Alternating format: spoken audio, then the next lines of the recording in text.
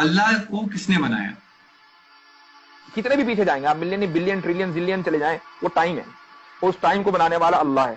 तो जो बनाने वाला है टाइम का, वो कभी टाइम में नहीं होगा बल्कि टाइम के बाहर होगा, और जो टाइम के बाहर होगा आप उसको टाइम से जज नहीं कर सकते। इसलिए आप ये नहीं कह सकते कि अल्लाह कब आया, क्योंकि जो कब का सवाल है ये उसके लिए होगा जो टाइम के अंदर है, ना कि उसके लिए जो टाइम के बाहर है। कहो कि वो माबूदे बरहक जिसकी मैं इबादत करता हूं अल्लाह है, वो एक है। अल्लाह बेनियाज है, वो न किसी का बाप है और न किसी का बेटा, और कोई उसका हमसर नहीं।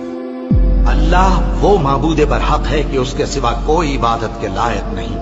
जिंदा है, सबको थामने वाला, उसे न ऊंघ आती है न नींद। जो कुछ आसमानों में और जो कुछ जमीन में है सब उसी का है। कौन है कि उसकी इजाजत के बगैर उससे किसी की सिफारिश कर सके? जो कुछ लोगों के रूबरू हो रहा है और जो कुछ उनके पीछे हो चुका है उसे सब मालूम है, और लोग उसकी मालूमात में से किसी चीज पर दस्तरस हासिल नहीं कर सकते।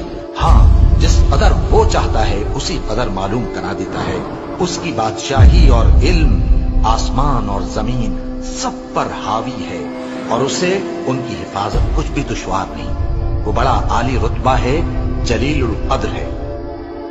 वही अल्लाह तमाम मखलूकात का खालिक, ईजाद व इख्तिरा करने वाला, सूरतें बनाने वाला।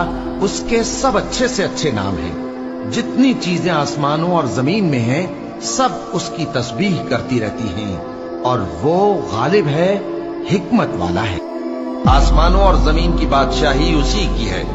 वही जिंदगी देता है और वही मौत देता है, और वो हर चीज पर कादिर है। वही अव्वल और वही आखिर, और अपनी कुदरतों से सब पर जाहिर और फिर भी पोशीदा है, और वो हर चीज का खूब जानने वाला है। वही है जिसने आसमानों और जमीन को 6 दिन में पैदा किया, फिर अर्श पर जलवा अफरोज हुआ। जो चीज जमीन में दाखिल होती और जो उससे निकलती है, और जो आसमान से उतरती और जो उसमें चढ़ती है, सब उसको मालूम है। और तुम जहां कहीं भी हो वो तुम्हारे साथ होता है, और जो कुछ तुम करते हो अल्लाह उसको देख रहा है। आसमान और जमीन में जितने लोग हैं सब उसी से मांगते हैं। वो हर रोज किसी न किसी काम में होता है। वही तो है जो तुमको डराने और उम्मीद दिलाने के लिए बिजली दिखाता और भारी भारी बादल पैदा करता है, और रात और फरिश्ते सब उसके खौफ से उसकी तस्बीह और तहमीद करते रहते हैं।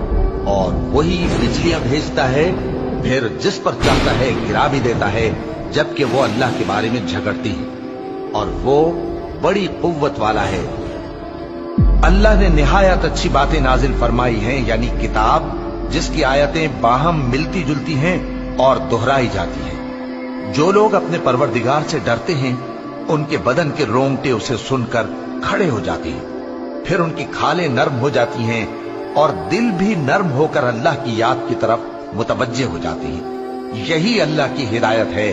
वो इससे जिसको चाहता है हिदायत देता है, और जिसको अल्लाह गुमराह रहने दे उसको कोई हिदायत देने वाला नहीं। अल्लाह ही खलकत को पहली बार पैदा करता है, फिर वही उसको दोबारा पैदा करेगा, फिर तुम उसी की तरफ लौट कर जाओगे।